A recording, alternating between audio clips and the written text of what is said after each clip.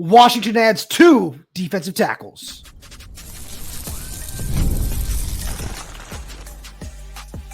You are Locked On Huskies, your daily podcast on the Washington Huskies, part of the Locked On Podcast Network, your team every day. Welcome back in to another edition of the Locked On Huskies podcast. I'm Roman Tomashoff. That's Lars Hanson. He's site editor with Athlon Sports Inside the Huskies.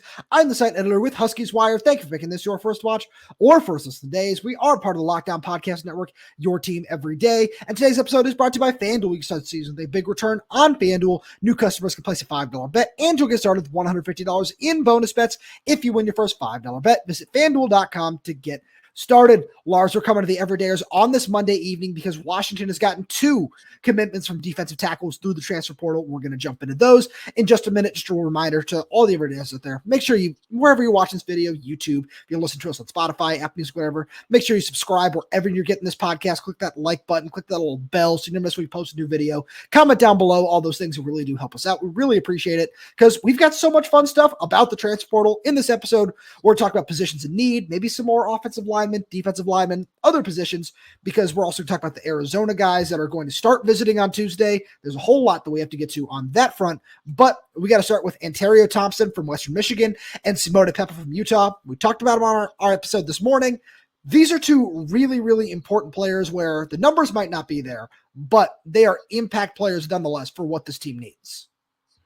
Yeah, and it's exactly kind of, as I wrote on Athlon, I'm sure as you wrote on USA Today, it's just Huskies Wire. It's one of those where you needed to take multiple bodies at kind of different degrees. And I had a chance to talk to Anterio, and he basically laid out the plan that Kafusi had for him, which was, look, we have a lot of young guys in the room. We need a couple of veterans in this room to play a on-field role. You're not just coming and being a babysitter here, but we need somebody to kind of bring along an Tacario Davis, who he talked to on campus, and work with Logan Sagapalu and Javon Parker and a couple other returning, Bryce Butler was another one that you got to spend time with on campus. So you just kind of look at that way that room is shaping up and you're like, yeah, there's plenty of future talent. But again, as Jedd has explained time and time again, you have to win now in the Big Ten. You can't just say, hey, well, we got these 4 or 5 guys, that are freshmen coming in. So that's great. Build them through the trenches in the high school ranks, but you got to match that in the portal. I think that's why they're going and chasing multiple defensive tackles with the potential for one more. This is a solid foundation to start out. So at least one more. I've got a whole bunch of thoughts on that. But with both of these guys, it's not just you want experience. You want experience and you want physicality because you went and got an experienced player in Sebastian Valdez. In the last one, I know that was a Kalen DeBoer take, but that just wasn't enough. Where we look at what the room was, and obviously, Fatu Taylor retires. There are a whole bunch of different things that shape up at defensive tackle last season that made it a little tough where, Bryce Butler and Tacario Davis didn't get the run that we thought they might have. And you end up relying on Logan Sagapalu, who is a nice piece to have through the transfer portal in terms of development, but wasn't all there. And what we saw, especially, you think of Iowa, Indiana, Penn State, Oregon. I think all those games, and I think of getting blown off the ball time and time again on the interior because the physicality wasn't there. And I certainly think of that when I think of Anterio, where he's a really nice athlete. He's really explosive on the interior. I'm curious to see how they're going to try to develop him as a pass rusher. I know you probably have some more insight on that, but I think of Simone Pepa in this sense. And I think of a guy who's 6'3", 340, spent 4 years at Utah, was an all Pac-12 first team guy from the AP in 2022, freshman All-American, honorable mention from College Football Network that same year, because he was really productive. And then over the next 2 years, took a step back in terms of production, but still a really good run stuffer. And honestly, anybody who Kyle Whittingham says, I want you to play defensive tackle because I like your physicality and I think you can do that for us, that's somebody I trust at the position. I trust his talent evaluation more than just about anybody's on the defensive side of the ball in terms of just college coaches around the country. And 4 years in that system, getting a guy who, you talk about big physical, just clog the middle for 1 year. That's hard to move. That's the guy I think of. And then, he had 4 sacks in 2022. If you could find a way to maybe rejuvenate that production, if he's fully healthy, that's, a real nice piece to have. Yeah, and again, I don't want this to sound in any way as a negative or as a slight. I think I just look at that transfer and it's like, obviously you love the size, you love the upside. I just kind of wonder what happened the last 2 years after that freshman season, because rarely do you see in the trenches a player explode like he did at Utah his freshman year in 2022. Right. And then especially to follow that up with back-to-back years of, I think, 8 pressures, no sacks. It's like, okay, what led to the change? Was it a coaching change, a scheme change? No, it was injuries. Yeah. Right. No, but I'm right. I'm just kind of trying to add some background context. It's like, it's not one of those generational fall offs where it's like, oh my God, how did he fall off like that? But it's like, hey, no, I agree. How can we kind of rework him back into the mold that we once saw him? And it's almost like a perfect fit to compare with, like I think we mentioned it exactly on the show, whereas if you put Logan and Simone on the same field, and you could still have a third D tackle or not in that situation if you wanted to be Javon Parker, Bryce Butler, a more athletic Anterio Thompson, whoever you want to do. And again, for the time being, we got to say Steve Belichick is the defensive coordinator, but 99.9% sure will not be defensive play caller next year. So what is that going to look like in just a different play caller come in and say, hey, this is kind of what I like to do on the interior D line, or this is what I like to do. We don't know. We just be speculating flat out on that. But what's interesting on Thompson is for a very, very, very brief 16-day window, him and Robert Ballard shared the same program at Western Michigan. Well, yeah. Remember, because he brought that up to me, and he's like, yeah, I knew Ballard a little bit. And again, he didn't overblow it. He wasn't like, hey, we go way back. It was like, no, we just kind of got to know each other. But it's almost like that little bit. And you and I both know, if you're around Robert Ballard for a day, you can say, hey, you know what? That's my friend for life. He just has that instant kind of connect type of thing. And he was Western Michigan's defensive coordinator before he came to Washington. So, the brain starts kicking us and saying, okay, hey, maybe is this does it lead to one? I'm not saying, Ball is your new defensive coordinator. I'm not saying that officially, but it's just, we threw that out as a potential internal name to keep an eye on. And you look at the addition, and it's like, yeah, I'd be curious to see how would he change the defensive line in terms of usage and scheme and things like that, or would you just keep it the same? Because what we saw this season works. You just need more bodies, and I think that was the issue. Past season was like you had the young bodies like Omar Khan and those guys, but you don't have the older bodies that you can just deploy on a rotating basis. And that's the thing where we talked about this last week, where it's certainly a philosophy you can find a way to survive on if you're plopping a guy like Simone Pepa into the middle of this defense for one season. And that's one of the big parts of it where, you can develop Bryce Butler. You can develop Alinius Davis, Omar Khan, Dominic McCone for the 25 class. You can develop all those guys behind him and still just say, yeah, we're comfortable letting these guys sit for a year, maybe get into the rotation. But when I look at this defensive tackle rotation, that still needs one more piece. We're going to get there a little bit later. But when I look at these guys, I say, this is what this team was really missing in terms of the run defense last year. We've gotten some comments from everydayers saying like, hey, we weren't really impressed with Steve Belichick because the run defense certainly wasn't there. And it's one of those things where I think that's fair. It's certainly a fair criticism to have.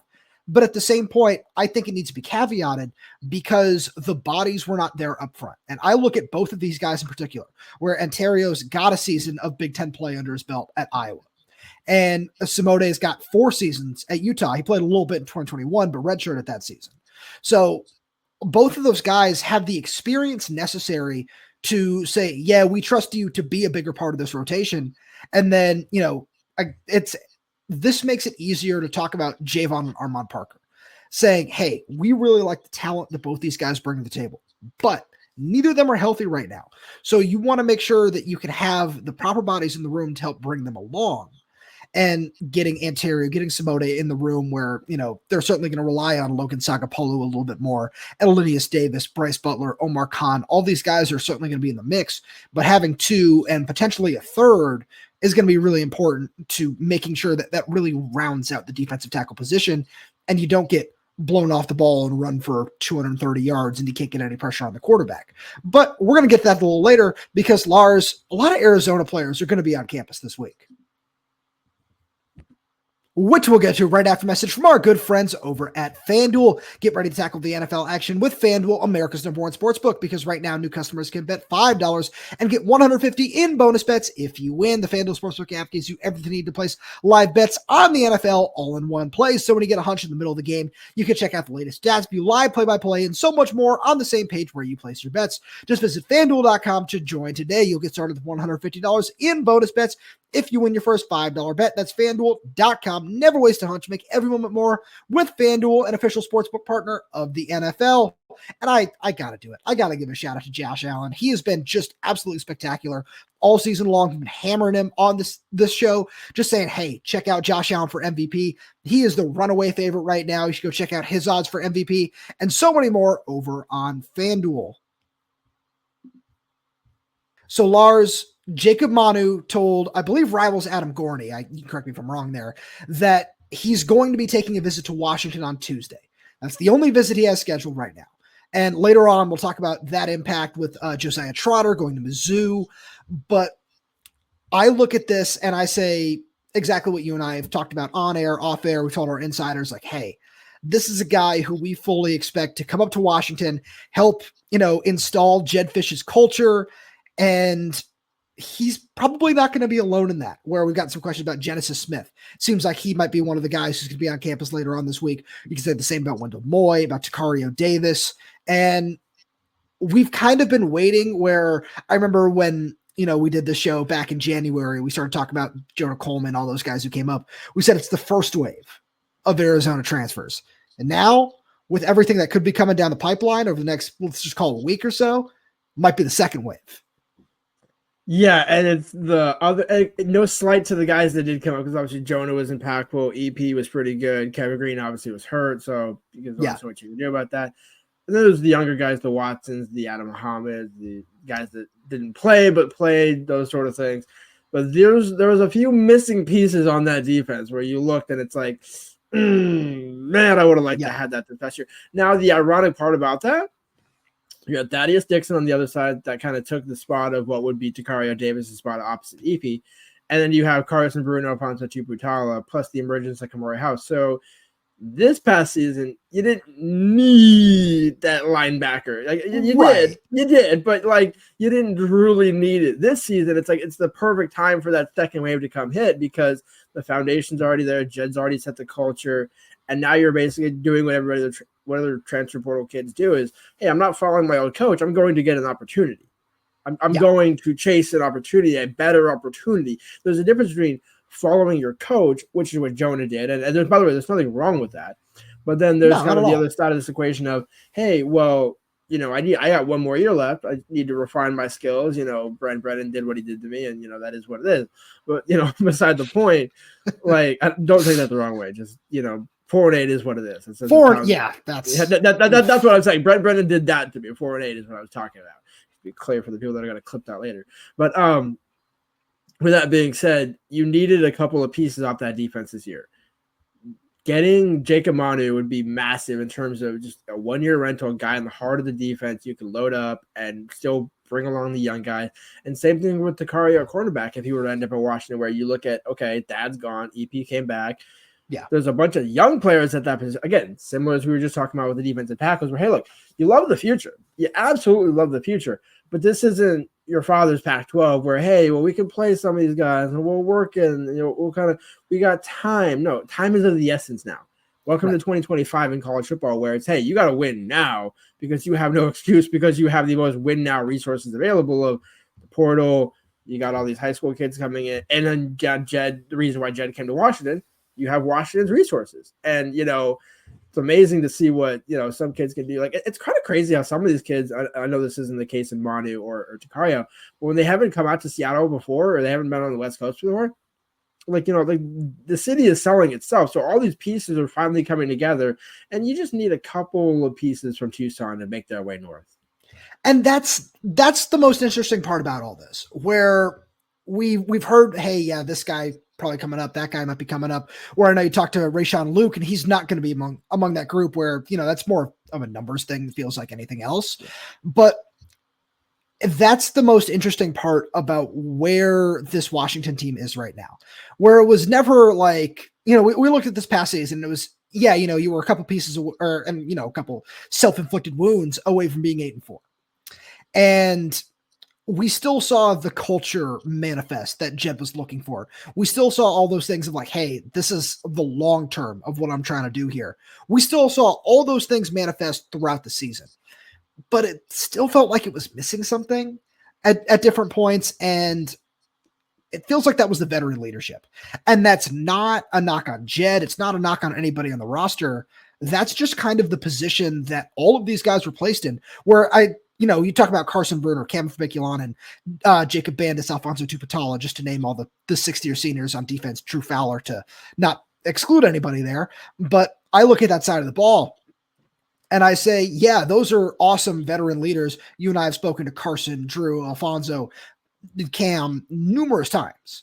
And I say that to say all of those guys were great and they did their job and everything, but with the position that all of them were placed in, when you think about 40 plus new players on the roster, a new coaching staff coming off a national championship, obviously no Michael Penix, Roma Dunze, whatever, all of those things, you really started to feel that as the season went along. And I say all that to say there weren't any players in place to just kind of be like, outside of Damon Williams, like, oh, hey, this is what the future is going to be. Where we know Jonah Coleman, 2-year addition. That's still great and that's still really helpful, but you needed some more of those. Just be like, hey, these are going to be the foundational pieces, even, for 2, sometimes maybe 3 years. Denzel Boston, another good example of that. And you wanted the extra players to help you get to that point. We thought that, Cam Broussard, Deshaun Lynch, some of these, Sebastian Valdez, some of these guys would be able to bridge the gap, and they did a solid job, but you were still looking for a little bit more. And now you go in and you take a Wendell Moe and you plop him in at right guard for a year and you say, yeah, this is the kind of player that Jedd knows the system and can really install everything. And then you say the same about Jacob Manu at linebacker. You could say the same about Genesis Smith at safety. You could say the same about Tacario Davis at corner. And that's kind of where Washington can really take a jump forward in year 2. If all these guys decide to, end up joining Jedd and this coaching staff up here, is they already know everything that he needs and that he wants to succeed. And now they can say, hey, all those goals we had of winning the Big 12 in 2024 and going to the college football playoff. Yeah, it sucked. We didn't get to do that. As you said, Brent Brennan did what he did to that roster. And you can look at 2025 and say, hey, now we have that opportunity at Washington with the coach that told us we were going to get there and did a really good job of helping us along our journey. Yeah, it's no longer a case of, hey, I need you to help establish my culture. It's no, I need you to help establish my winning culture. And it's not that he didn't win this past season, but it's almost like, look, it's Jedd's locker room now. It's a player's locker room. It's like that. We haven't, and ironically, unless you've heard it in the everywhere, which I don't think you have, it's like we haven't really heard any negatives coming out of the locker room in terms of like, oh, Fisch is doing this or doing that, or, some of the things we kind of heard under Kalen, but it was like, well, you're winning, so it doesn't matter. But with Jedd, it was like, okay, no, he seems like he's got a good grasp of the locker room. You're not seeing a mass exodus of guys. I mean, every single player that's hit the portal right now from Washington, you can see the logic. You could see for various guys, like, Lance, where it's like, hey, I'm going to go get more playing time. Cool.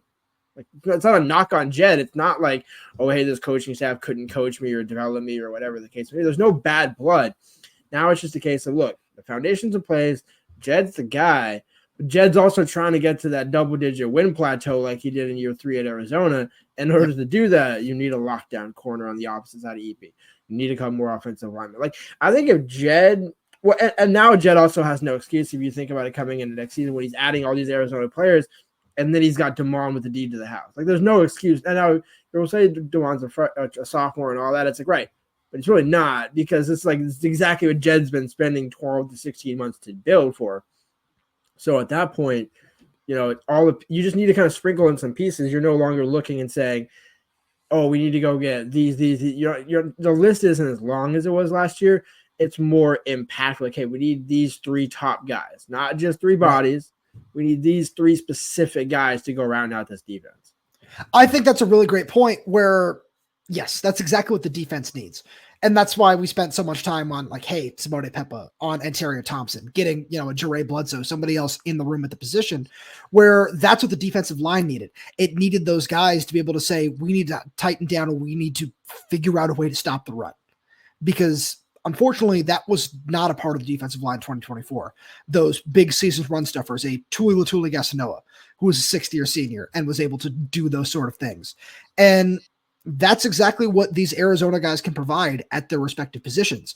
It's, a linebacker who is really productive, a safety who's been super productive, a corner who was a potential first-round draft pick but decided to come back, and an offensive lineman who was a freshman All-American. Like, that's the kind of talent that you're dealing with, and why it's so crucial to go out and get those guys. And if you are able to go out and, say, hey, we've got everything you need. We got the resources. We've got the, the NIL, the whatever else you might need for your final season. Come do it here with us up in Washington, and we can make a significant run on this, especially with a 12-team playoff, because all of a sudden you don't need to win the Big Ten.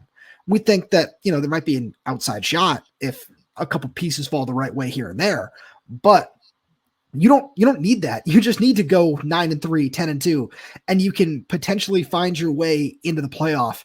And it feels like if everything falls the right way, I want to make sure I say that right now. It's a very big if, but if things fall the right way, there is that opportunity on the table. And Lars, you and I know better than anybody, that's what Jedd is going to want to try to sell. We didn't get this opportunity in 2024 because I took this job. So if you come join me now, we will have that opportunity in 2025. And we know that the Arizona guys will be really helpful in this, but so would a few other players at a few of the positions in need, which we'll get to right after message from the College Football Playoff. It's that time of the year. The College Football Playoff is back, and with the newly expanded 12-team format, it's guaranteed to be bigger and better than ever, bringing you all the hard-hitting and high-flying excitement that you love. TNT Sports' coverage of the College Football Playoff begins December 21st, starting with the College Football Playoff kickoff show presented by AT&T at 11 a.m. Eastern, leading into our first matchup, the Southern Methodist University Mustangs battling the Penn State Nittany Lions at noon. Then the Clemson Tigers look to upset the Texas Longhorns in a showdown at 4 p.m. Eastern. Don't miss a moment of the action. Watch the College Football Playoff presented by Allstate live on TNT, True TV, TBS, and Max. Lars, we got to talk about some other positions in the portal where I mentioned Jaray Bledsoe. I want to get to him in a minute, but I want to start with Northern Arizona safety Alex McLaughlin. This is a guy who I'm a really big fan of. I love his film. We talked about him on our other show from today. Super duper productive, 6 picks, 16 pass breakups, 100 and something tackles. It's a whole bunch, 160 something, I want to say, over 2 years at Northern Arizona. Looks ready to take the jump. Got a crystal ball to choose Washington as we're recording this on Monday. And we wouldn't be surprised if he's the next guy to announce his commitment to Washington. We'll say that right now. But at the same point, if people are going to see this and say, oh, FCS safety, how do you feel about that? And I personally am a big fan of it because Washington needs a safety potentially too, like we just talked about with Genesis Smith. But at the same point, this is the perfect guy who can be a little flexible, play all over the defense, and has the production to back it up. Exactly. This is like I'm somebody who I'm not saying you haven't, but it's just one of those, like, I will die on the hill of, like, look, FCS guys are nice. It's a great story and all that, but they have to be the right guy. You can't just say, like, hey, we got like 3, FCS, transfers that played 30 games the past, 3 years or whatever. It's like, that's great. That's good experience. But, like, what's the level up comparison? Because we saw that this past season, where it took, Sebastian a little bit of time, took D'Angelo a little bit of time. I don't think it's going to take Alex any time at all. No, that kid can play, man. And exactly. And that's the point, is it's like, look, the stigma around an FCS guy, it's almost like most stigmas where it's like, look, it's more of a projecting, the other person projecting, not so much that actually being merited in truth. But it's also worth, like, hey, look, don't just take like a transfer hall pull of FCS guys, because that's not going to work. But this one, like, you just, like, everything, you turn on the tape, you look at the size, 6'2", 190, 195, whatever it is, can play sideline to sideline. That is the type of guy that you want, no matter what level he's at. I don't care if it's at the NAIA level. Like we saw Zach Durfee, come up from Sioux Falls. Like, you can make the jump. You just don't want to have too many of those guys, because then if you're doing a safety, a lineman, a receiver, a running, then kind of the overall roster, that progression starts to get a little bit staggered and slowed.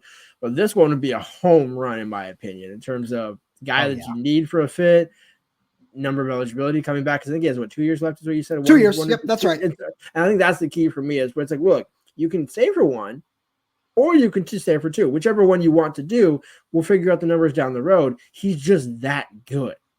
I absolutely agree with you. This is like, we've talked about some of the Arizona safeties, Gunnar Maldonado, Genesis Smith, a little bit off air. And it's like, I kind of like him a little bit better. I don't want to knock either of those players. I think they're both very talented. I just love the way he flies around. And like, I don't want to go down the road of the typical footballisms that you could use to describe Alex McLaughlin, where he's got the speed, the intangibles, the size, as you said, plays all over the field. But it's just one of those things where that's a talented ad that you can't pass up. And this is something that you wanted to make sure that we mentioned on the show. We talked about it in our prep is Washington will, by the time the transfer portal is done, Washington will most likely be over the 85 player scholarship limit. So that's not something that we are necessarily taking, and any everydayer who's got their own scholarship tracker, anything like that, nothing that you should take into account either, because there's going to be a processing window with guys saying, hey, I think I can, go get a better opportunity elsewhere with the snaps or where I might be on the depth chart right now elsewhere. That's going to come in the spring. And so you can take both of those safeties right now if you want Genesis Smith and Alex McLaughlin. And just like, you can say the same at defensive tackle, where if there's, 10 bodies in the room and somebody says, hey, I want to go look for another opportunity, that might happen, but it wouldn't be till the spring, because Lars, another guy you and I wanted to mention was Jaray Bledsoe. Yeah, and I think that, again, the only time the 85 number matters is when you get to fall camp. But you have to be down to 85, I believe. I want to say before June 15th or June 25th or whatever it is. But I think at the real end of the day is like the first day of fall camp kicks off, your roster has to be down to 85. But with that being said, you look at Jaray Bledsoe, and yeah, that's another type of guy where I almost kind of view him in the middle between Pepa and Thompson, where Thompson's got, more game log experience and snaps and things like that, but not at the high level. Pepa has the experience and the size, but maybe not like the athletic high end of. I guess he's more like the run stuff. That's not to slight Pepa. It's not a slight. That's just, you look at the size and frame difference. It's like you kind of. I've been kind of trying to warm up to this. It's not the exact same, kind of like Levi. When you got Levi on Zurika at back when. Now, again, it's slightly different positions where like one was a D line, one kind of was classified as a D end. But either one you're taking him and saying, look, we know you used to be a 4-star in 22. We know the high end potential that you have. You haven't gotten on the field to do it. Washington's not giving you that opportunity to do that. And I think that's one for me where I look and say that could kind of be like the linchpin, not maybe the most impactful of the three, but just like that's the one where I look back on and say like, okay, it was a good thing they got that third one because, X, Y, and Z reasons. And that's no slight to a player or anybody. It's just like you need the extra bodies. And by the way, I think we saw this past season in the Big Ten with how many different types of offenses you see, where the first half of the season was all run-based offenses and then the last half was basically all pass-based offenses. You need that versatility, and I think that's where Bledsoe comes into play the most, is you don't necessarily have to take him off the field if you really don't want to. Now, the problem is he hasn't been able to see the field to validate that. So, but honestly, when you look at that frame, the frame, that's where I'm driving at, where you can do a lot of different things with him, but you just need to see him on the field first.